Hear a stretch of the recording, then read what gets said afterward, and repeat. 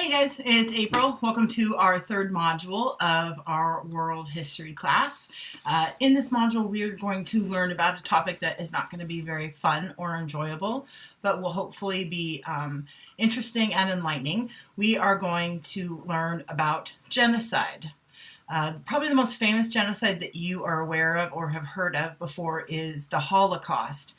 And it was perpetrated by Nazi Germany during World War II against the Jewish people and many other minority groups in Germany and really throughout the world.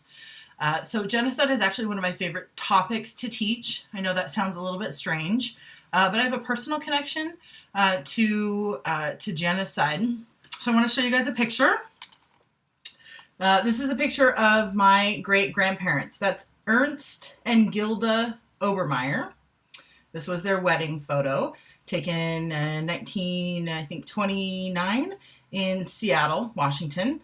She escaped Yugoslavia, and he escaped Nazi Germany in 1927, right after Hitler had been elected to a prominent role in the government. So the reason I want to share with you these pictures is because it kind of puts a face to kind of my personal story. So my great-grandfather, when he was a young man, he was 17 years old, he was with three of his friends at the Hofbrauhaus, which is a very famous beer hall in Munich, Germany, in southern Germany. And they were there, they were having a wonderful time, and a picture of Hitler fell off the wall of the Hofbrauhaus. And they made jokes about it, and my great-grandfather tells the story about how they had said, "Oh, look, haha, the Fuhrer has fallen," right? Their leader has, fallen from political power.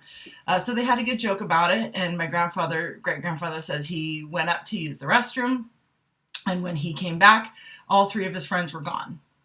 And he just thought that they had gone outside. Well, he went outside, they couldn't be seen, and when he tried to enter back into the Hofbrauhaus, somebody came out and told him that his friends had been taken, and they didn't know where they had taken them, and that was the last time that he ever saw them. So my great-grandfather went home, packed his bags, walked from southern Germany to northern Germany, snuck on a boat as a stowaway, landed in Ellis Island not speaking a lick of English. He had a cousin that had already emigrated to Seattle and basically made his way by train, doing odd jobs along the way to Seattle. And he settled here and, of course, raised a family and had children. And those children produced my mom, and now I'm here. So he describes his flight from Germany, and really from Nazi-controlled Germany, as terrifying. So my grandfather left 4 siblings when he left Germany. 3 of them died in the war, and 1 of them survived, but barely. His only surviving brother, Alois, was missing an arm and a leg that he lost in France. But his brothers were all conscripted into the Nazi German army. So as Alois described it, I'm very fortunate I've gotten to know that side of my family very well. Before Alois passed, he said that one night the German SS showed up on his door and said, either you guys are all joining us or we're going to kill you all. So my grandfather's 4 brothers became members of the Nazi army. 2 of them committed suicide. 1 was killed, all in France, and then Alois was the only one that survived. So it was a very horrible time for most of the world, and especially for the people that were forced to live through it. What makes genocide really interesting to study is that usually it starts with a small group of people who finagle their way into power and then take over control of the political regime of the nation and carry out these atrocities. And they can get people behind them for lots of different reasons, but one of the reasons, as my family experienced, is you're forced into it and you just kind of go along with it. And then, of course, you can always get some people to kind of believe or see what you see to help you carry out your genocide. And then for a large majority of the population living in a nation where genocide is occurring, they kind of don't have much of a choice, right? It's either, well, you follow us or you just go along with what we're doing and we won't kill you, or if you say anything or you attempt to save people, then we're going to kill you and your family. And that kind of was the case in Nazi Germany. So when we study genocide, we have to really keep in mind, again, that it's a small faction of people who have decided to commit the genocide, and then they manipulate or coerce, or they force other people to participate in it. So, like I said, I'm very close with my family now. My German family, we visit them usually about once a year, sometimes even twice a year. So they're just like very close family to me. And never in a million years would these people have supported what happened in Germany during World War II.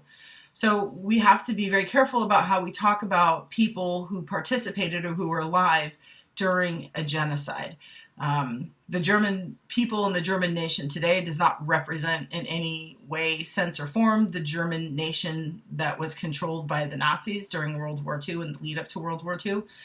So we're going to be very careful and very specific about how we talk about the perpetrators of a genocide and the victims of a genocide and the bystanders of a genocide, because we need to understand that people change and times change, and that just because something happened in a country during one time doesn't mean everyone in that country was a participant in it or agreed with it or thought that it was a good idea, right? So when we talk about the Holocaust, we're going to be referring to Nazi Germany often.